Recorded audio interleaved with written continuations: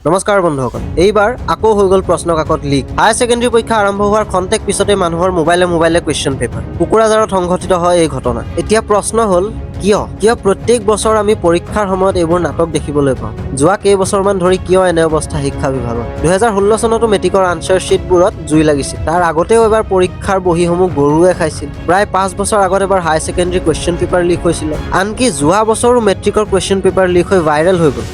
কিয় শিক্ষা বিভাগে নিজৰ ৰেছপন্সিবিলিটি বুজি নাপায় কিয় বাৰে প্ৰত্যেক বছৰ এইবোৰ খেলিমেলি হৈ থকাৰ পিছতো শিক্ষা বিভাগ সতৰ্ক নহয় কিয় ন্যায় দিব নোৱাৰে এতিয়া শিক্ষা বিভাগে ছাত্ৰ ছাত্ৰীসকলক কেনেধৰণে ন্যায় দিব এতিয়া শিক্ষা বিভাগে ছাত্ৰ ছাত্ৰীসকলক আৰু পাৰিব জানো ন্যায় দিবলৈ যিসকল ষ্টুডেণ্টে কষ্ট কৰি পঢ়ি এক্সাম দিয়ে তেওঁলোকক সোধক যে এইবোৰ ঘটনাই তেওঁলোকৰ ওপৰত কিমান বেয়া প্ৰভাৱ পেলায় পৰীক্ষা দি থকা সময়ত এনেকুৱা এটা বেয়া খবৰ যদি ছাত্ৰ এজনৰ কাণত আহি পৰে তেতিয়া সেই ছাত্ৰজন ডিষ্ট্ৰেক্ট নহ'বনে তেওঁ ডিমটিভেট নহ'বনে বাৰু তো মোৰ মতে এই ষ্টুডেণ্টসকলে ন্যায় পাব লাগে এনেধৰণৰ এটা ঘটনা হোৱাৰ পিছত ৰি এক্সাম হ'বই লাগে আৰু যদি ৰি এক্সাম পাতিব নোৱাৰে তেনেহ'লে এইবোৰ এক্সাম উঠাই দিয়া মোৰ কথাত যদি আপোনালোকৰ একমত হয় তেন্তে চেনেলটো ছাবস্ক্ৰাইব কৰি ল'ব আজিলৈ ইমানেই